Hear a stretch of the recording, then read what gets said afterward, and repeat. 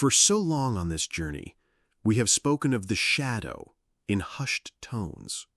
We have spoken of the repressed anger, the sadness, the resentment. We have bravely looked at the parts of ourselves we were taught to fear. And this work is vital. But there is another side to the shadow, a side that is just as hidden, just as powerful, but infinitely more luminous. It is what Carl Jung's successors called the golden shadow. Have you ever found yourself fiercely admiring someone?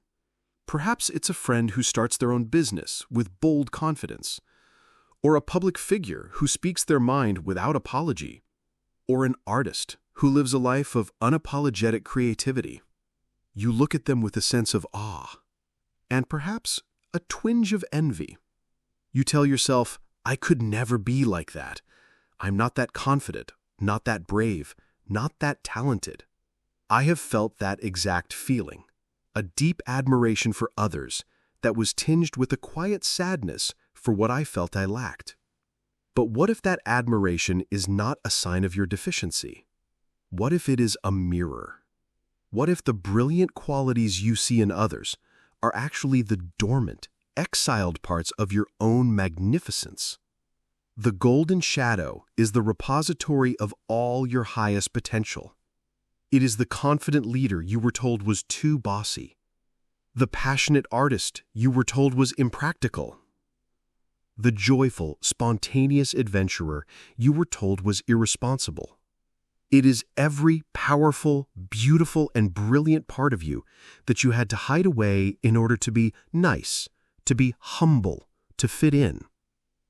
Today, we journey into the most hopeful part of our inner work. We will learn how to recognize the clues to your own hidden gold, and how reclaiming these lost talents is the true antidote to the burnout we've discussed. This is not just about healing your pain. It is about unleashing your power. To understand the golden shadow, we must first revisit our understanding of the shadow itself. As we've explored, the shadow is not inherently evil. It is simply the otherness within us. It is the repository for everything we deemed unacceptable in order to fit into our family, our culture, and our society. For many of us, especially the people-pleasers and the good ones, this meant disowning our anger, our selfishness, and our negative emotions. This is the shadow most people talk about. But the process of disowning parts of ourselves is not that precise. When we decide that a certain quality is bad, we often throw out the entire constellation of traits associated with it. Imagine a child who is naturally assertive, a born leader. They are told repeatedly, "Don't be so bossy. Nobody likes a show-off." To survive, the child learns to suppress their assertiveness. But in doing so, they don't just suppress being bossy, they also suppress their confidence, their decisiveness, their ability to lead, and their comfort with holding power. They throw the gold out with the shadow. This is the birth of the golden shadow. It is comprised of our most positive, powerful, and life-affirming qualities that we were forced to disown. Why would we ever disown something good because in our specific family or cultural environment, these positive traits were perceived as a threat? Perhaps you grew up in a home where shining too brightly meant outshining a sibling or even a parent, and that was met with jealousy or punishment. So you learned to dim your light. You learned that being humble and average was safer. Your brilliance went into the shadow. Perhaps you were a child full of unbridled joy and spontaneity, but you were raised in a strict, stoic household where such displays were seen as silly or disruptive. So you learned to be serious and contained. Your joy went into the shadow. Perhaps you had a powerful creative impulse, a desire to paint or write or sing, but you were told that's not a real job. You need to be practical. So you learned to devalue your own creativity. Your inner artist went into the shadow. I remember a client, a 48-year-old man named Michael, who worked as an accountant. He was reliable, meticulous, and deeply unhappy. He admired charismatic and funny people with an intensity that bordered on pain. He would say, "I'm just a boring numbers guy." We used a mirror prompt from our shadow work. Who do you admire? He talked about stand-up comedians and magnetic public speakers. He saw them as possessing a magic he could never have. As we explored this, a memory surfaced. He was a funny kid, the class clown. But one day, after making a joke at a family gathering, his very serious father pulled him aside and told him, "Stop trying to be the center of attention. It's unbecoming." That was the day he realized he packed his humor and charisma away. He decided it was bad to be the center of attention. His golden shadow contained a gifted entertainer. Recognizing this didn't mean he had to quit his job and become a comedian, but it allowed him to start bringing that playful, charismatic energy into his presentations at work and into his relationships. It changed everything. The energy it takes to suppress your gold is just as immense, if not more so, than the energy it takes to suppress your darkness. Holding back your natural confidence, your creativity, your joy, it is an exhausting, soul-crushing endeavor. This is why our conversation about burnout leads directly here. A significant portion of that soul fatigue comes from the constant, heroic effort of pretending to be smaller than you actually are. The great mythologist Joseph Campbell, whose work deeply influenced the concept of the shadow, spoke of the cave you fear to enter holds the treasure you seek. We often assume that cave only holds our monsters, our rage, and our trauma. But for many of us, the cave we most fear to enter is the one that holds our own brilliance. To claim our gold feels far more terrifying than to confront our demons. Why? Because claiming our gold means becoming visible. It means taking up space. It means risking the jealousy or disapproval of others.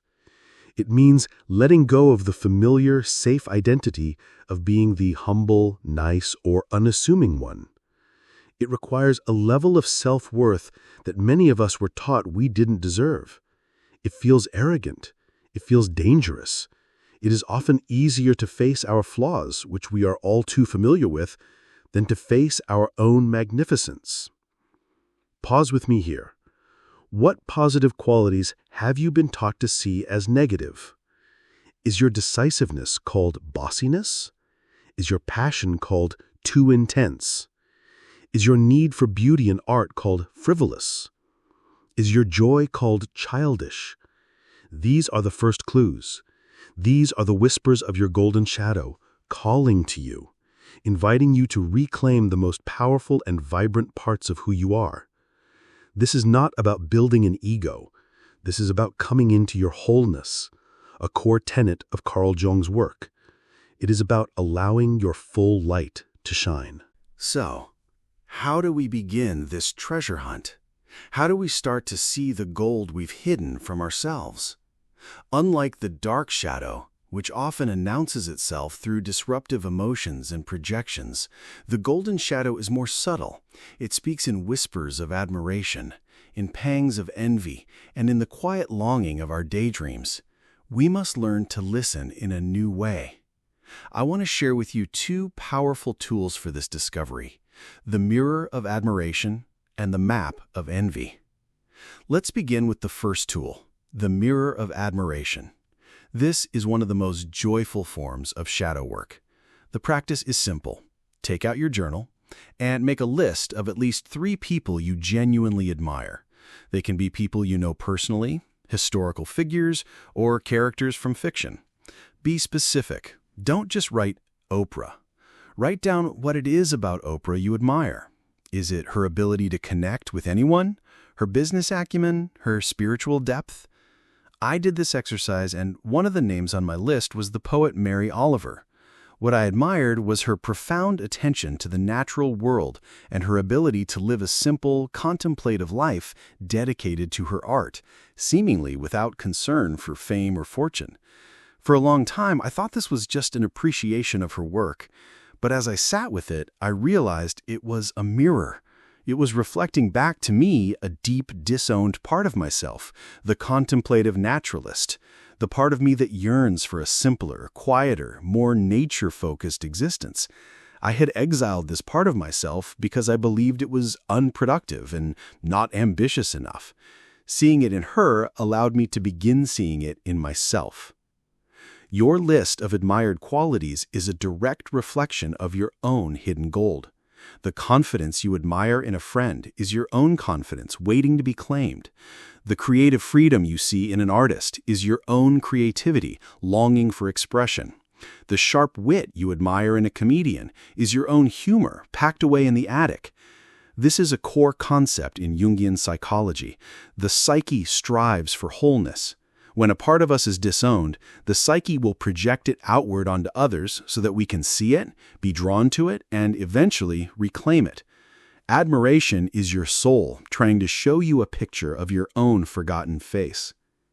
The second tool is the map of envy. This one can be more uncomfortable, but it is incredibly precise.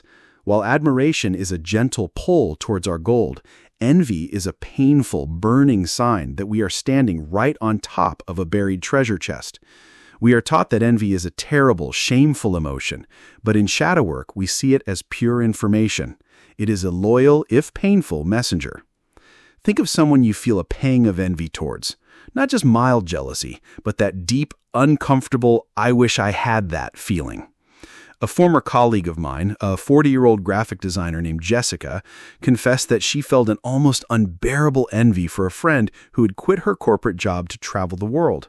She would judge her friend as irresponsible and flaky, but underneath the judgment was a powerful envy. When we worked with this, the envy became a map. It pointed directly to her own exiled adventurer self, the part of her that craved freedom, novelty, and a life less ordinary. She had suppressed this part of her for years in favor of a stable career.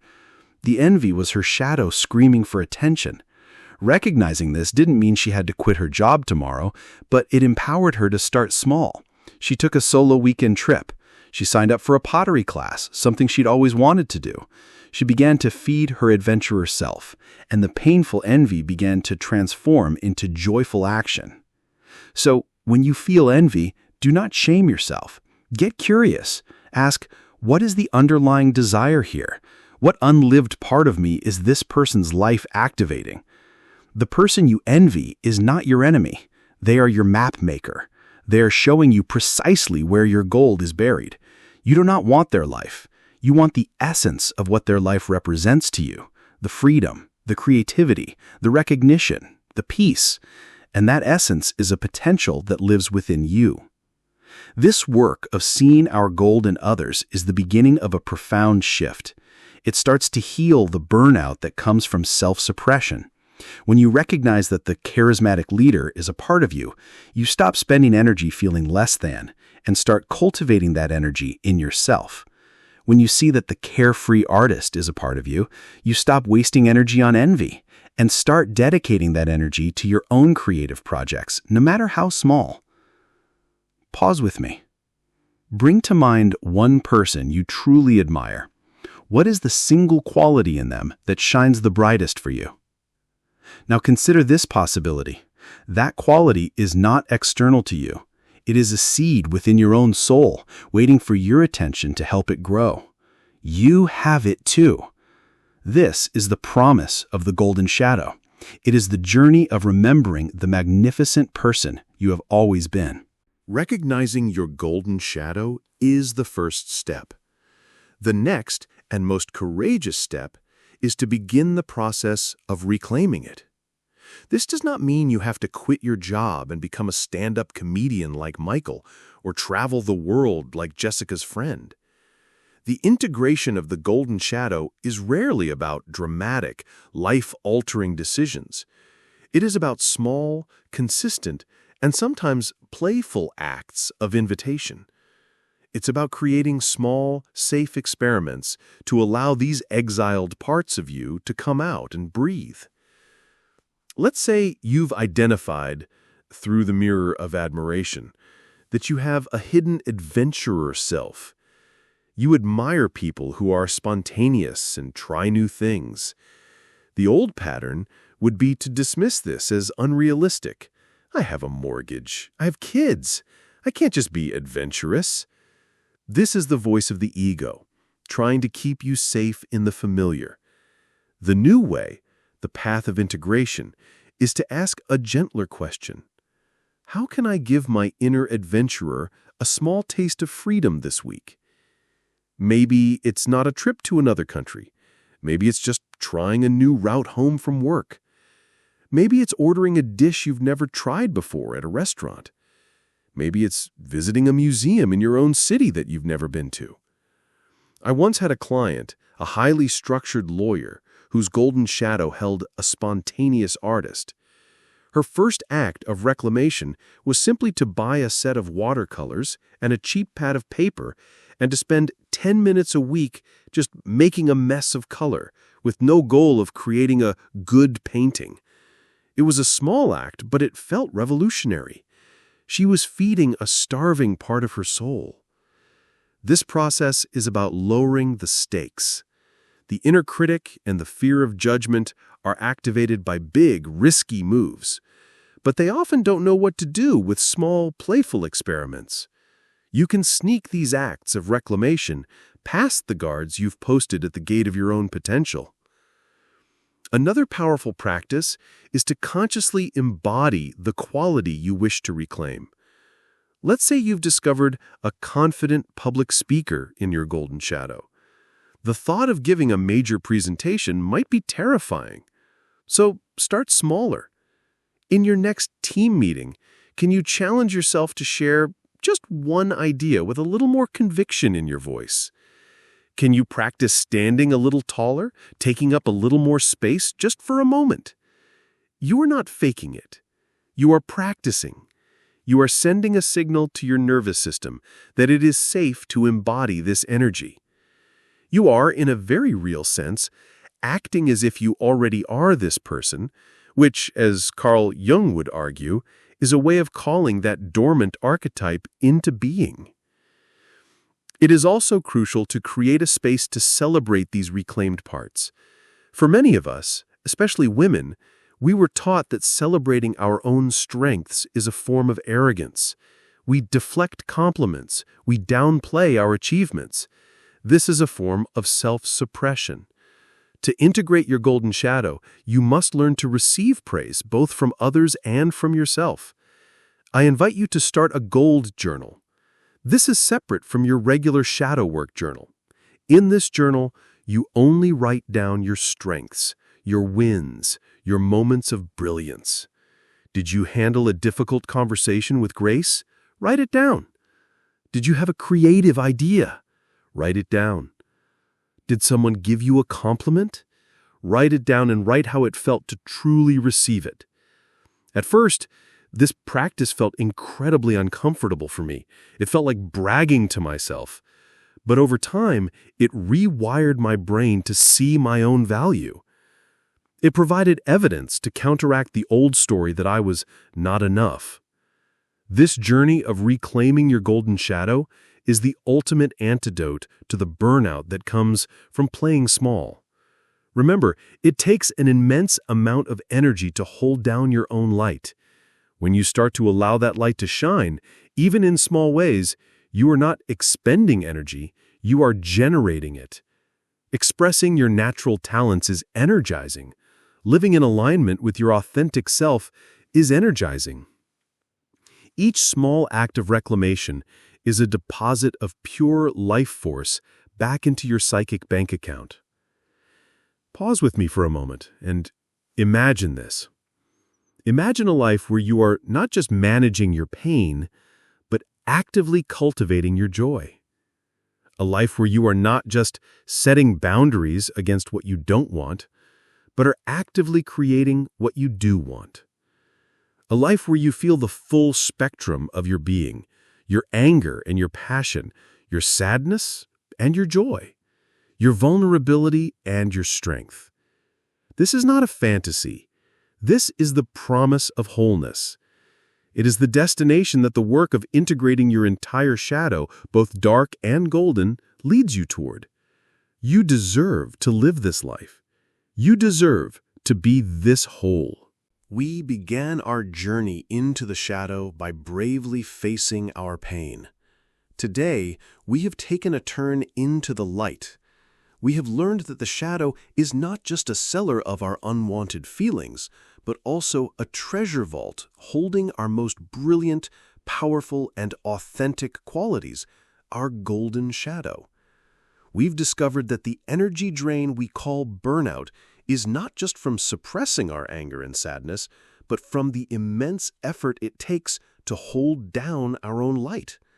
We have learned to use admiration as a mirror and envy as a map, powerful tools to begin identifying the gold we have hidden away in ourselves. And we have explored the first gentle steps of reclaiming this gold through small, safe experiments and conscious celebration.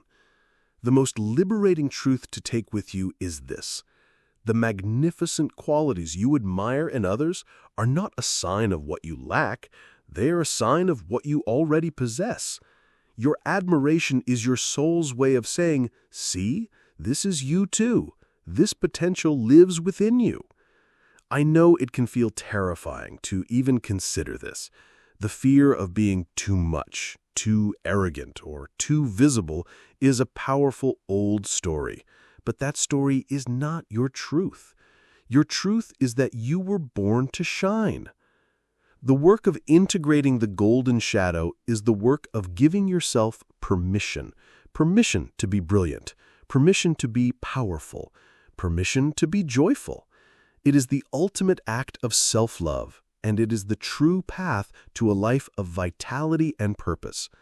When you stop fighting to be small, you free up an incredible amount of energy to simply be yourself. Your invitation this week is to begin your own treasure hunt. Start your gold journal. Write down one person you admire and the specific quality they embody, or notice one pang of envy and ask it what it's trying to show you. Or take one small, playful action that feeds a part of your golden shadow. Buy the watercolors, sing in the car, speak up in a meeting. One small act. But as you begin to reclaim your power and let your light shine a little brighter, you will inevitably encounter the next layer of this work. To protect this newfound energy and authenticity, you must learn to create a sacred perimeter around yourself. You must learn how to say no to the things that drain you so you can say a powerful yes to the things that light you up. This requires setting clear, healthy boundaries. How do you set these boundaries without feeling riddled with guilt, a feeling so familiar to the nice person? How do you protect your gold once you found it? What does Carl Jung's wisdom teach us about creating boundaries that are not walls of separation, but acts of profound self-respect? That is the crucial skill we will master in our next conversation. We have found our gold. Now we must learn how to build the treasury to keep it safe.